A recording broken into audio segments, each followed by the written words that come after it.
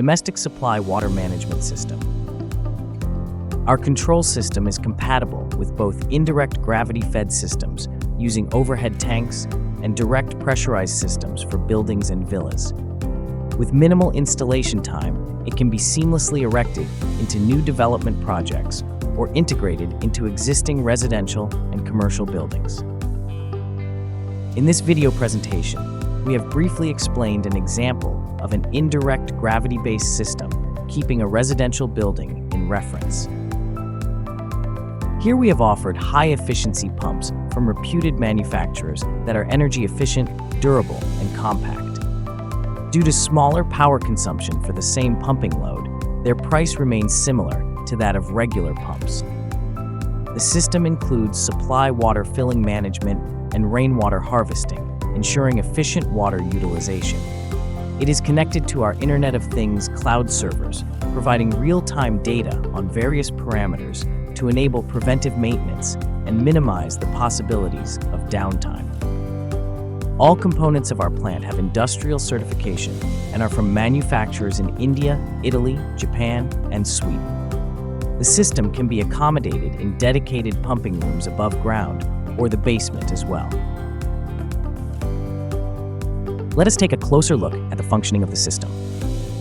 We are illustrating an example pumping system with a single overhead tank placed on the roof of the building structure to ensure efficient water distribution. This tank supplies water for household and other needs through its delivery pipes.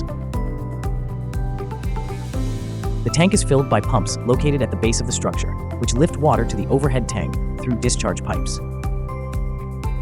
The pumps are housed in a dedicated pump room at the base of the building.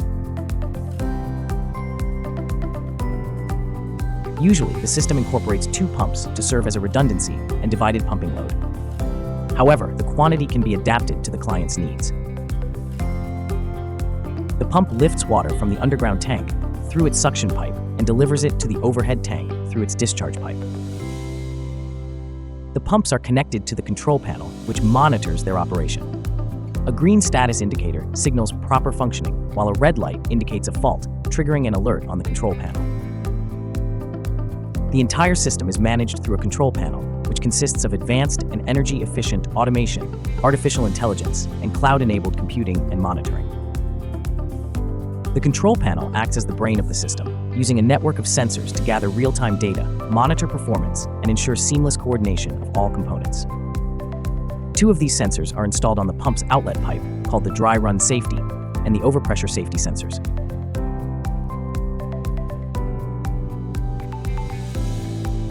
This sensor monitors the rate and volume of water flowing through the pipe. Once the pump starts, this sensor sends a signal to the control panel to monitor the water flow in the pipe. If insufficient or no water flow is detected within a predefined time, the control panel stops the pump and automatically switches to another pump to maintain consistent water pumping. If a particular pump fails to provide healthy flow repeatedly for a preset number of attempts, then it is disabled by the control system and an alarm is raised. And the event is recorded in the cloud, enabling our team to know each fault even before the control system has to disable a particular pump, or even before someone in the building or villa notices any issues. All such events, live and historical data is with us, which helps us to provide better preventive maintenance and eliminate the probability of downtime. Overpressure safety sensor. Connected in series with the dry run sensor at the pump outlet, this sensor monitors the pressure in the pipeline after the pump starts. If the pressure exceeds a safe threshold, it signals the control panel to stop the pump to prevent potential damage to the system, and alarms and cloud recording are executed simultaneously.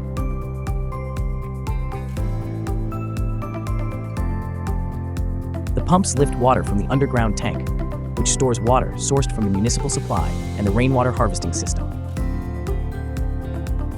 Level sensor. These sensors track water levels, and the system can maintain a steady water supply. One is positioned at the delivery pipe of the overhead tank, while the other is placed inside the underground tank to monitor storage levels and provide the real level of the tanks. Rainwater harvesting system. Our project integrates a rainwater harvesting system to maximize water resource efficiency and promote sustainability. This minimizes the consumption of municipal water during the rainy season, which reduces the consumption of natural reservoirs such as rivers and lakes.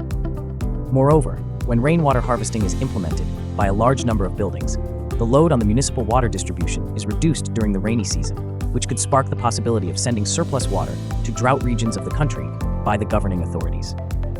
Since our modern buildings are built using materials that are water resistant, which is an advantage to enhance our living, but they also pose a disadvantage that water cannot be absorbed into the ground, and this water ultimately ends up on streets and overwhelms the city's sewage system, which contributes to flood situations. As the implementation of rainwater harvesting is increased by the buildings, the contribution to flood situations is decreased. The rooftop is designed to capture rainwater efficiently during rainfall. Rainwater collected on the roof flows down through rooftop drainage pipes and enters the filter through the feed pipe. To minimize the overall cost, installation time, and maintenance, we are using an inline passive rainwater filter, or filters which are installed at the ground level of the building and connected to the existing structure of rooftop drainage. This filter separates impurities such as coarse mud/sand, plastic, wood chips, leaves, and so on, directing clean water to the underground storage tank. The waste debris is flushed through the flush pipe. Through the delivery pipe, the volume of harvested rainwater is measured with the help of a sensor called the flow meter placed on this pipe, which is recorded on the cloud as well. Flow meter. Installed at the outlet of the rainwater filter, this device measures the volume of filtered water flowing into the underground tank. It provides real-time data to the control panel for monitoring water usage and system efficiency and is synced on the cloud as well. Water supply management. The control panel collects data from all the sensors across the building and ensures efficient water management. The pump control actions are executed through advanced electrical starters with self-diagnostics capabilities, allowing us to determine the early stages of issues or faults, reducing the possibility of plant downtime. Underground tank. The underground tank is divided into zones based on water levels. These zones determine how efficiently water can be pumped. Low-level cutoff. When the underground tank's water levels are below this point of water, it is considered unpumpable. This is done to protect the pump from damage. Water above this point is pumpable, but the control panel activates pumping only when the overhead tank is nearly empty, with levels below its mid-level nearing absolute zero. This zone is known as the low-efficiency zone. Water pumping volume is reduced, and the pump has to run for a longer time, resulting in more energy consumption. High-efficiency cut-in. Water above this point falls in the high-efficiency zone, allowing pumps to operate with lower power consumption. Surplus availability cut-in. Water above this point is in the surplus availability zone, where the system maintains a full overhead tank level. Overhead tank. The overhead tank's levels guide when it will demand water from the underground tank. Absolute low-level cut-in. Below this point, water cannot be supplied to the building, prompting an emergency refill from the underground tank. Mid-level cut-in. When water falls below this point, and if the level of the underground tank is a high-efficiency zone, then the pumping will begin to fill the overhead tank. As long as the underground tank remains in a pumpable state, it will supply water to the overhead tank. High-level cutoff. At this point, the tank is sufficiently filled for regular operation and the pumping is stopped. The underground tank fills the overhead tank from mid-level up to high level when its water is in the high-efficiency zone. Absolute high-level cutoff. When the water level reaches the tank's maximum capacity, the pump stops, preventing water overflow and power usage. The system will fill the overhead tank all the way up to the absolute high level if the level of the underground tank is in the surplus availability zone. In high-demand scenarios, if the water level in the overhead tank drops below 85% within 10 minutes and the underground tank level remains in the surplus availability zone, then the pump will restart only after a 10-minute cooldown has elapsed. Together, the underground and overhead tanks are managed to ensure optimal water supply, reduce energy consumption, and maintain system reliability.